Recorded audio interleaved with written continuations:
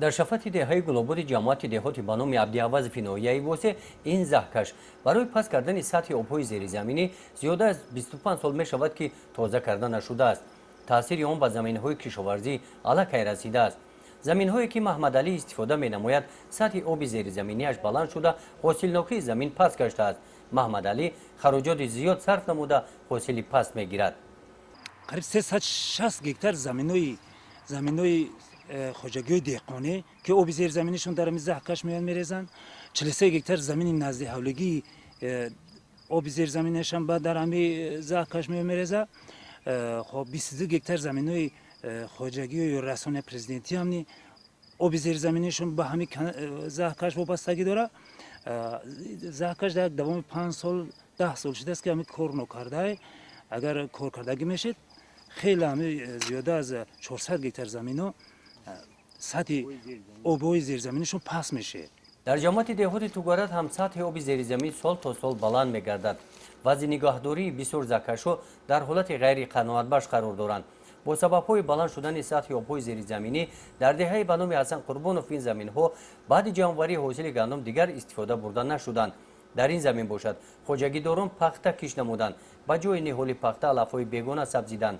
زهکشی که برای پس کردن سطح آب زیرزمینی در بین این زمین‌ها موجود میباشد پر شده دیگر امکان پس کردن سطح آب‌های زیرزمینی را ندارد. اساسی بگیریم حسابی وقتخواست باید که یاردم کنن تکنیکا را جماعت یک چیزی است که چی مقامات محلی است اینا ما یاردم میکنیم با خوجگی دهقانی فرض کردیم سرالکش یاردم میکنیم همش میگم ما یاردم میکنیم که بگیرن امیرا بیارن تکنیکا را ما سرالکش میتیم تازه میکنن. این خیلی جماعت بودجه نداره که میتونه. نه حسابی چی جماعت تری بودجه چیدو نمیشوه. اساسی از تشکیل شدگی است بین خوجگی ها اگر حسابی همی خیلی همی خوجگی دهقانی در آینده ممکن هم تازه کرده شوند. نه حسابی کدام مبلغی که هم داخل خوجگی اینجا یک چند لایه شده گذشته است که در آینده ما را گفتن نمیتونیم پیش گفتن نمیتونیم اگر باشه همین لایه‌های ما که گذشته شود با از نو تازه کرده میشوند. بیرون ایلوی چی؟ بیرون ایلویا فقط به دستگیری خوجگی دهقانی میتونیم. این زهکش باشد از دهه پالوانوبو جماعت دهاتی به نام وایسو میگذرد. قریب که بعد زمین هم برگشته است. از این زهکش نشانه ها این چقوری ها باقی ماندند و خلاص. زمینی که در کنار این زهکش می باشد زمین آبی از سطح آب‌های زیر زمینیش که بلند است سالها بود استفاده برده نمی شود. اینجا تنها خور و خس می روید و چراگاه تبدیل داده شده است. باز ما بناقشه ماندگیم 3 کیلومتر همین کلیتری مرکزی از участка این سدوای شریف تو رایون تو این کوپریک کلوبات اگر یک کنیم بو ممکن که حالت همجا بکنه بهتر شود برای کلیتری مرکزی او با طرف پایین نکشته است دایره نکشته است همین توزیع کنیم ممکن که با حالت بهتر شود. فکری شخصی ما خیلی که باید که انا کارکنای چی میگیم اینا ودا کانال میگیم وادخواست باید که بیان توزیع کنن یک بار اومدن نه کرانای درنگلای میگن چی میگن فقط یک بار توزیع کردن تو نیم رفتن آدمو شخصی متصدی اومدن قبول نکردن امرا یک بار اگه توزیع کردن تو بین همون مهمه میگیم کوچه بلوگیره هم بین توزیع کرده رفتن این تای منزلو همین سر همین او سر کردن با هم بین رفتن توزیع کردگیشون معقول نشید دیگه گفتن که کران میبریم دیگه کران میوریم اینا باید که تو قشلاقی بلوگیره اتفاق میگیم باید تا اونجا را میرسوندن نرسوندن هم خیلی اومدن دیگه کرانش نبردن چی گپ شید ما هم روسی گپ یگون معلومات نداریم. این آدمان ساکنان کوچه به نام ولیزاده شهرکی واسی هستند. فصل زمستان و بهار وضعیت ساکنان آن همین گونه است. این بهار منزل‌های استقامتیشان بین آب ماندند. دیوارهای خانه‌ها از تاثیر نمناکی زمین کفیدند. ما 10 روزه در دورین همین آب زندگی میکنیم. سحر میبریم در این قطای کوچه ایم شب خونه مونده میدرویم. همه مسلمان هممون در درونی او میم در همین درونی او نه بیرون برو ما میتونن نه او ورده میتونن نه مثلا یگون خودت خودم میتونن نه بیرون درون یگون جو رفتن نمیتونن این همینجا چند نفری هستیم هممون در درونی اویم. من سه کودک دارم در درون خونه 2 طلبه مکتب خوندارم نه 10 روزه کودکای ما مکتب نمیرن بیرون نمیبرن کودکام 6 کسب شدن درون خونه کیدن در شهرک هم زکریت دریناژ میگن اینا در بازار میوگی ساخته شده گوی تو رایپورا یکتا دیماش ای کوچه دوشنبه از پیش وادا کانال ساختگی بود تو کلکتری مرکزی را همینو اگر کار کنن وسطی آبی زیرزمینی در رایون پستر میشه در شهر. از کنار محله زاهکش میگذرد. این زاهکش مرکزی بوده اهمیت ناحیوی دارد. آب دیگر زاهکش های حدود شهر کیبوسی توسط همین زاهکش رفته به دریا میریزد. زاهکش در حالت ناگوار قرار دارد. در ساحل این زاهکش ساکنان پرتاب‌ها را پرتاب‌های غیرقانونی به صفت پرتابگاه استفاده میبرند. در بسیار زاهکش‌هایی که از حدود دهات‌ها میگذرند از روی مشاهده ما ساکنان پرتاب‌های خود را در ساحل زاهکش‌ها پرتافتند که عاقبتش به پر شدن زاهکش‌ها آورده رسانیده تاثیرش به طبیعت رسیده است. در شهر کیبوسی بخش محافظت محیط زیست ناحیه بعد مراجعت‌های زیاد پرداختگاه کوچه‌ای به نام ولیزاده را در ساحل این زاهکش منع کرده باشد هم ساکنان به این اعتبار نمی‌دهند. توزیع کردن زاهکش زبرها و با در حالت بهتر نگاه داشتن آنها مثال بعد توزیع کردن اقلا با همون در دهه‌ها در نزد دهه‌ها میگذره بسیار کلکترها زاهکش زبرها همه را رئیس‌های محله رئیس‌های جماعت‌ها یا که اهل آدمایی که در همون دهها زندگی میکنن باید نگاه کنن که با پرتاب‌ها رو در می زبرها نپرتیانو که حالت کوری زبرها خوبتر شده ایستاده. برای پس کردن سطح آب‌های زیرزمینی در ناحیه واسه زاهکش‌ها انشاءات اساسی به حساب می‌روند. در این خصوص ممکن بسیاری‌ها خبر ندارند آب زیرزمینی چی است، آن به زمین و سلامتی انسان چه تاثیر رسانیده می‌تواند. اگر در این خصوص ساکنان معلومات پیدا نمایند شاید مناسبت آنها به طبیعت و زاهکش و زبرها دیگر می‌گشت. اگر طبیعت تاثیر شکلاتی البته میرسونه آقای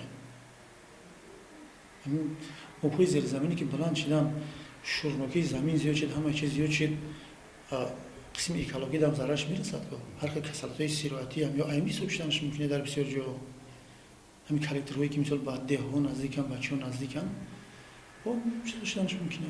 برای پس کردن سطح آب‌های زیرزمینی در ناحیه وسط سال 2015 مؤسسه دولتی مرکز اداره لایحه ذخیره‌های آبی وادی فرغانه با دستگیری بانک جهانی به تازه کردن زبر و زاهکش‌ها شروع کرد. حکیم شوخالیموف در ناحیه وسط مهندس عملی نمودن لایحه در این سمت میباشد. در ناحیه وسط زیاده از 494 کیلومتر زاهکش زبرها هستند. همین خیر هستند زاهکش زبرهایی که از سال 92 طرف توزیع کردگی نیستند.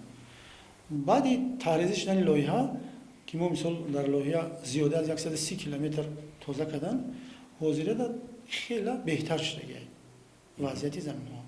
اگر با خوب میشد که در اینجا مثال ما از حساب اداره بهداشت زمین 16 کیلومتر دیگه توزیع کرد با قوای خودش اگر با خوبتر میشد که خواجگی دهقانی یاردم میکردن که اقلا زاهکش زبرهای داخلی خواجگی چنان با توزیع میکردن با حالت خیلی بهتر میشد. با دستگیری این لایحه چاه‌های نظارتی آب‌های زیرزمینی از نو برقرار شدند. از این چاه نظارتی سطح آب زیرزمینی در زمین‌های دهه صلح‌آباد جماعت دهات توگرک نظارت برده می‌شود. زمین نزد این چاه به خواجگی دهقانی به نام سفر محمدов تعلق دارد. سال گذشته از همین زمین کشاورزان به قدر 50 سنتنری حاصل پخته به دست آوردند. میرزا سعیدوف به صفت مهندس نماینده مؤسسه دولتی نظارت حالت ملیاراتیوی زمین و استفاده آب پست و بلندشوی سطح آب زیرزمینی را در این موضع توسط چنین چاه‌های نظارتی می‌سنجد. سطح آب زیرزمینی را در این چاه نظارتی مراتبه آخر روز 10 مارس سال 2017 سنجیده بود. از روی خلاصه سنجش سطح آب زیرزمینی از زمین پس 2 متر و 30 سانتی متر را تشکیل می‌دهد. روز 14 اوگوست آب زیرزمینی نظر به معلومات پیشینه 1 متر و 40 سانتی متر دیگر پایین فرآمده است. این معیار برای بلند برداشتن حاصلناکی زمین مساعدت می‌نماید. 130 تا بود. خیلی 50% کار نمی‌کردن. خیلی نبود 6 شنا کردن. خیلی شده یک 70% ممکن است کار کردن. در کدام زمین‌های کدام جماعت دهات حضور ندارند بخیر چاهی چنکری سطح آب زیرزمینی در همه جماعت‌ها هست. در همه جماعت‌ها هست. در بعضی زمین‌هایی که در کار است مثلا لازم می‌شود همونجا نداریم چه مثلا جایی که لازم است که اونجا باید کردن در کار کجا ده مثال خیلی مثلا جماعت میرزالی وایسفدا مثلا مقدارش کمتر با چی مقدار چوهای نظارتی برای بو دقیق‌تر بو معلومات گرفتن خیلی بو همین شمارش زیاد کم در کرد. موافق ترتیب معین شده سطح آب زیرزمینی در چوی نظارتی باید در یک ماه 4 مرتبه سنجیده شود. میرزا چنین امکانیت ندارد، در این سم مشکلی دارند. ما در اکم مشکلات اسباب چنکنی بعد شماره کارگران هم میرسد جماعت ها در راست گپ را یک اسباب ده اسباب داریم یک نوعیه در با گفت میرزا سعیدов سطح آب‌های زیرزمینی دوام 25 سال اخیر در بسیار زمین‌های ناحیه واسه خیلی بلند گشته است. برای پس کردن سطح آب‌های زیرزمینی سال‌های اخیر لایحه‌های معین عملی می‌گردند. خریطه زهبور و زکش‌های حدود همه جماعت‌های دهات در ناحیه ترتیب داده شدند. کارهای تازه کردن زهبور و زکش‌ها از روی لایحه عملی می‌گردند. در حوزیره در حالت قنات بخش است. برای که در بعضی یکم منطقه بازی حالتی کمتر بلند شدن آب زیرزمینی از ماهای اکتبر که با سر میشه بلند شویش. حوزه در حالت قنات بخش در رقم برای که زیاده از 130 کیلومتر زکش زبرها تازه شدن، 16 کیلومتر دیگه اداره بهداشت زمین تازه کرد. همین همه شکل حساب بهبودی میروند. زمستون بود زیاد میشه، بلند میشه. کمتر بلند میشه. از صبحی آخر بارش شد بسیار میشه. برف بارش میشه. همین کمیسیون زیاد میشه و آب زیرزمینی بلند میشه. از صبحی فیلتراسیون زیرزمینی، از صبحی فیلتراسیون همین برف بارش زیاد شد. همین زکش زبرها که تازه نشد، اگه همون چیزی که نکشید، این مثال چقدر در رسم بینیم، این حالتی اولای کالکتر بینیم، ای در کدام حالته. در اون حالت و هیچ وقت پس کردن نمیتونه. نه بعد تازه کردن اون چیش پستر میشه. حکیم حلیم فندیشه دارد که در قطار کارهایی که توسط برنامه‌های لایحه‌ای عملی کرده میشوند باید خوجگی‌های دهقانی هم در تازه کردن زهبور و زکش‌ها سهم خود را گذارند. ما یک جا با اداره بهداشت زمین نقشه چهاربینی میکنیم برای بهتر کردن حالت میراث زمینی که جدا که آب‌های سطح زمینی بلند است خط توسعه ها میکنیم که زکش زبرها تازه کنند. خاص سبب اساسی همین بلند شدن سطح آب‌های زیرزمینی همین غیر قناعت بخشی حالتی زکش زبرها است. هست در بعضی قطعه‌های زمین که سال‌های دراز تازه کردگی است آب‌های زیرزمینی بلند است. بعد رعایت نمی‌کنند معیارهای آبدهی را خوجگی‌های دهقانی همین سبب خاطر بعضی وقت آب‌ها زیرزمینی بلند می‌شوند. زیر نظارت همین خیلی تشکیلاتی هست که تشکیلاتی ریسپوبلیکایی نظارتی ملیارتیوی زمین میگن حالت بهداشت هستن و این صورت به نظارت میبرن مخصوص چوبای نظارتی دارن خیلی از موقعیت کردیم که ما حسابی لایحه 46 عدد چوبای نظارتی نو در رایون ساخته دادیم در جماعت ها همین خیلی چوبها هستن که این حساب ما نظارت میکنن نظارت میبرن که مثلا در کدوم قسم رایون در کدوم منطقه آب سطحی بلند است و در کدومش پست است. با چیکار میکنن خلاصه‌شون؟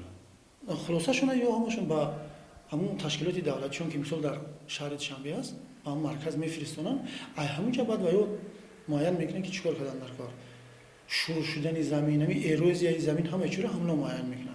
در سمت تازه کردن زهبور و زکش‌ها خوجگی‌های دهقانی با مصلحت همدیگر کار میکنند. محمد علی با خوجگی دهقانی به نام عظیم شو که در همسایگیش هست با قراری آمدند که زکشی که از بین زمین آنها میگذرد ماه یول با درازی 630 متر آن را تازه کردند. کانالایی که بین خوجگیان بسیارند قریب 18000 متر در همه دهه گلوبات از سالهای دورای اما چیز کار کردگی نیستند بین خوجگی بین همدیگر مصلحت کنن همه کانالا را کار کنن خیلی حاصلنوکی از 5 تا 10 سنیر زیاد می شود حاصلنوکی پس شده سودا بود حاصلنوکی پس شده بین همه خیلی چی کردن که ما باید برای پس کردن آب‌های زیرزمینی همین زهبور و زکش را تازه کردیم در کره مصلحت کردیم بین خوجگی ده خوجگی اجشتن زهبور تازه کردیم اساسی باید وقت تازه کنم زهبور وقتی که داخل خوجگی شد هم خوجگی خیلی حسابی خوجگی دهقانی تازه کرده می شود بین خوجگی باشه حسابی اداره بهداشت زمین و آب ناحیه تازه کرده می شود با یاردمی خوجگی دهقانی با مبلغ خوجگی با مبلغ خوجگی دهقانی